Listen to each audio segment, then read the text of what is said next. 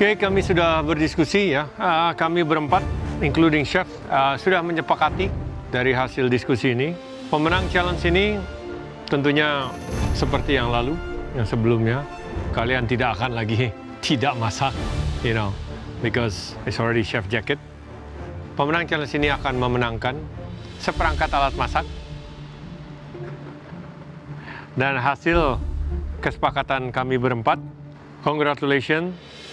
Pemenangnya secara overall, ya, from the souffle, the mushroom on the side, the egg inside, the tart shell, ya, seasoning, structure, the texture, color, everything. Secara garis besar dan complexity, congratulations. Ayo Chef, cepet Chef kasih tahu pemenangnya itu siapa Chef? Fajar. Wah, ternyata yang menang Fajar lagi. Fajar. Oke lah, nggak apa-apa. Aku kaget banget ternyata aku masih menang di challenge ini. Waduh, ini kayaknya keberuntungan masih ada berpihak di diriku nih.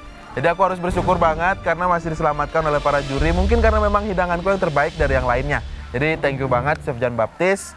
Thank you Chef Renata, Chef Rudy, Chef Juna masih memberikan aku kemenangan di challenge ini. Aku seneng banget mendapatkan alat masak. Bos, senang. Udah lah, lu ke grand final aja. Biarin ini babak penyaringan gua lawan Hofit. Bosan menang terus. Boring. Jar, percuma kamu menang kali ini Jar. Kamu tetap masak di challenge kedua. It's your first time for you, for pochette, for the soufflé, for mushroom, tourné mushrooms, surprise. I'm very happy because you work all is clean. Big point for that, very big point. Organization, very good. Congratulations. Thank you. Thank you, Chef. Thank you, Chef. Chef Jean Baptiste, makasih atas apresiasinya. Ini memang bukan hal yang mudah ya, membuat tart shell, di atasnya ada poached egg, terus ditop dengan souffle. Ini semua membutuhkan presisi yang tepat. Seperti halnya Chef JB udah mengapresiasi effortku, aku juga sangat grateful dan sangat berterima kasih untuk opportunity bisa belajar dari chef sekaliber Chef Jean Baptiste. Merci. Chef, thank you for your time and you, Chef. sharing all the skills that you have. Amazing dish. See you next time. Thank you, Chef. Thank you. Thank you, Meister. Hopefully we'll see each other again. Oke, walaupun aku kalah di challenge pertama dengan Fajar, tapi masih ada challenge kedua. Aku nggak akan nyerah, aku akan selalu lakukan yang terbaik dan terbaik. Alright, top 3, get some rest, and good luck for the next challenge. Okay? Thank you, Chef. See you tomorrow.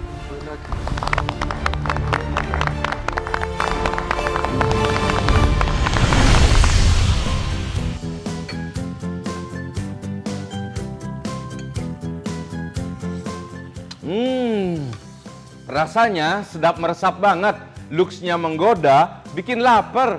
Nah, ini dia nih rahasia masakan aku lebih spesial. Aku selalu pakai kecap sedap kedelai hitam spesial. Kecap sedap kedelai hitam spesial terbuat dari kedelai hitam berkualitas. Hitam kecapnya lebih pekat, lebih kental, lebih cepat meresap ke semua masakan. Bukan cuma bikin warna masakan jadi looks good, ini yang bikin masakan so caramelized. Wah, ini baru perfect dan spesial. Ini dia garlic butter prawn dengan kecap sedap kedelai hitam spesial. Jangan lupa pakai kecap sedap kedelai hitam spesial, bikin masakan apapun jadi looks good, taste good.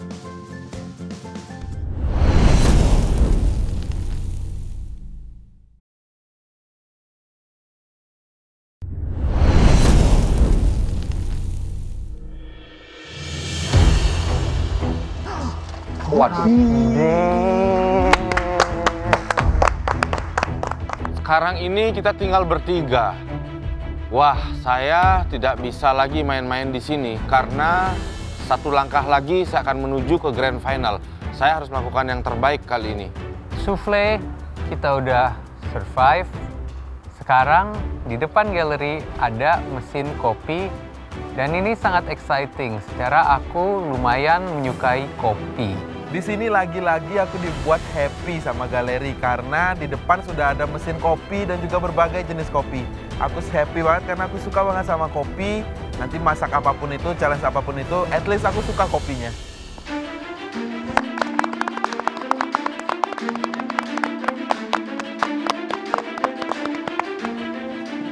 Top 3, kalian telah menyelesaikan tantangan pertama kalian, di mana kalian harus menduplikasi hidangan very simple dish with simple ingredients.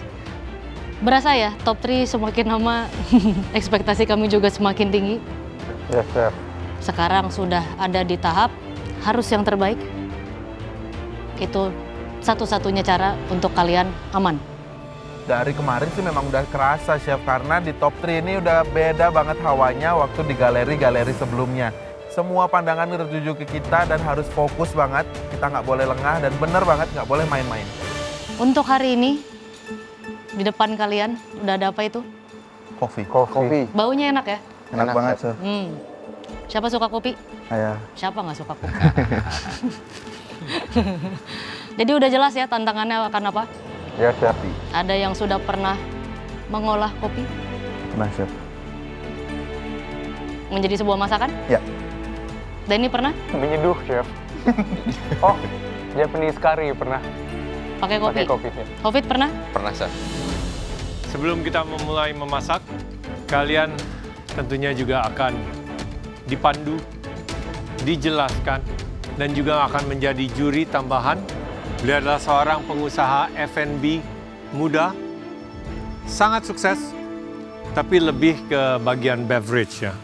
Seorang barista tingkat internasional yang banyak memenangkan kejuaraan di Indonesia, Best Barista in Indonesia 2019, 2021, dan 2024. Bahkan ini mengantar beliau untuk berkompetisi di Busan, Korea Selatan, dan memenangkan World Barista Champion ya 2024. Ada yang bisa tebak siapa? Mikhail Jasin bukan sih? Covid siapa? Nggak tahu, Chef. Denny? Ya, sama kayak Fajar. Welcome our champion, Mikhail Jasin.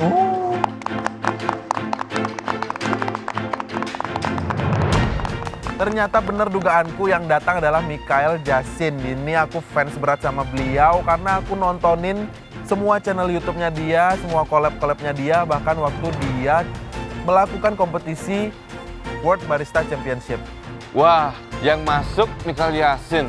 Look-nya keren banget, ganteng, tinggi. Wah, emang orang kopi ini cakep-cakep ya, sama kayak chef juga.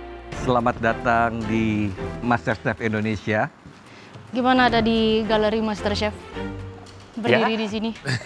Finally you see the studio. Iya, sangat Bisa lihat galerinya surreal seperti apa. gitu. Terus juga waktu masih menjadi pencuci piring, I think semua anak-anak F&B, hospitality, kita mulainya selalu dari paling bawah. Waktu masih cuci-cuci piring, nontonnya MasterChef juga gitu ya. MasterChef Indonesia, MasterChef UK, Australia gitu. Selalu kebayang gimana sih galeri itu kayak apa, terus challenge, pressure test, segala macam. Akhirnya hari ini bisa, untungnya berdiri di sisi sini, bukan berdiri di sisi situ. Jadi less pressure dibanding teman-teman yang hari ini akan compete gitu. Iya. Mikhail bisa sedikit ceritakan ketertarikannya di bidang kopi. Jadi dulu waktu kecil, aku asma. Jadi dulu suka minum susunya susu coklat. Cuman kena asma sama dokter nggak boleh minum coklat lagi. Gitu kan. Nah, ditariklah coklatnya dari susu, nggak mau minum susu lagi nih. Jadi waktu itu sama ibu saya, supaya minum susu, supaya ada rasanya dikasih kopi instan dikit. Sedikit, supaya ada rasanya dikit lah gitu. Nah, lama-lama. nggak taunya kan kopi addictive, right? Iya. Jadi mulailah suka kopi. Nah, terus waktu kuliah, nyari kerja part-time, ya karena mungkin udah suka kopi, akhirnya pilih jadi barista dibandingkan yang kerjaan hospitality lainnya gitu. Oke, sibuknya akhir-akhir nih, the most recent one? Sibuknya the most recent one adalah sering travel, jadi tukang kopi keliling. Kelilingnya tapi Kelilingnya keliling dunia ya. Kebetulan karena diberi kesempatan untuk menang, jadinya keliling untuk menyebarkan cerita tentang kopi dan kopi specialty. Tapi juga kemarin saya baru balik dari Latin Amerika untuk sourcing coffee beans, karena di sana negara-negara produksi yang volumenya banyak. Yes. Lalu kualitasnya juga salah satu yang paling baik. Jadi kebetulan sekalian sourcing, sekalian belajar-belajar juga supaya bisa mudah-mudahan diaplikasikan di Indonesia. Tunggu, awalnya ikut competition itu gimana sih? Jadi kalau di industri kopi, kita ada satu kompetisi yang paling besarnya. Jadi ada badan pengelolanya, lalu tiap negara punya pengelolanya masing-masing. Tiap tahun ada Piala Dunianya, World Barista Championship, yang diikuti sekitar 50-60 orang. Oke. Nah, pertama kali aku ikut kompetisi itu tahun 2015. Itu waktu baru 2 tahun jadi barista, karena merasa kompetisi itu bisa menjadi jenjang karir. Mudah-mudahan bisa jadi top level kompetitor di dunia, supaya punya pembuktian ke orang tua bahwa saya bisa loh bikin kopi dan hidup. Gitu. Ya udah, akhirnya setelah belasan tahun di industri kopi, nggak keluar-keluar gitu. Nice. Okay. Tell us about the championship. Briefly, mereka nyuruh ngapain? Jadi sebenarnya ada 8 cabang. Wow. Cabang saya yang paling panjang, World Barista Championship, itu kita punya 15 menit, bikin 3 course minuman, espresso, milk beverage, dan signature beverage. Jurinya ada 4 yang sensory, yang nyobain. Lalu ada 2 yang technical, ngelihat kita sebagus apa teknikalnya. Lalu ada 1 head judge yang mengoversee semuanya. Nah, kita punya 15 menit, bikin 12 cup minuman, harus sambil presentasi dalam bahasa Inggris gitu. Jadi penilaiannya, rasa kopinya, enak apa enggak, seakurat apa kita menjelaskan rasanya, teknisnya, lalu presentasi. Presentasi nggak cuma cara ngomong, tapi apakah yang kita presentasikan itu berpotensi untuk merubah industri atau menginspirasi orang-orang lain supaya tertarik ke industri kopi. Oke, terus at that time the one that yang bikin kamu jadi world champion, what was your signature beverage? Jadi waktu itu aku temanya mindfulness. Kenapa? Karena ini dunia yang sangat cepat bergerak, jadi kadang-kadang kita butuh untuk take a moment, be present, mindful, dan kopi salah satu alat atau kendaraan yang bisa membawa kita untuk mindful gitu ya. Jadi waktu itu signature beverage-nya aku menggabungkan kopi, yang salah satunya nanti akan ada di sini, biji kopinya. Lalu bikin sirup dari vanilla dan Palo Santo. Jadi Palo Santo biasanya kayu yang kita bakar untuk meditasi, ini dijadiin sirup. Lalu dicampur juga dengan clarified milk, yang milknya dimasak dulu, jadi saya bisa masak juga dikit. Gitu ya. Walaupun nggak sejago teman-teman yang lain. Lalu dikasih aromatik yang Palo Santo ditaruh di dalam gelas yang dibikin oleh artisan di Jepang gitu, yang ada tekstur-teksturnya. Jadi waktu minum saya minta jurinya tutup mata dulu, napas dulu, supaya mereka present dan mindful, baru diminum. So in appearance dia cold atau hot? Itu hot drink. Ya. Jadi salah satu hallmark penilaiannya adalah harus mempunyai sinergi di antara ingredients gitu. Yang sinergi artinya kalau ada ingredients A dicampur ingredients B, rasanya jadi C, jadi baru gitu. Bukan rasa A, B. Mungkin mirip sama masak, di mana menggunakan beberapa ingredients dicampur jadi satu, jadi dish. Oke.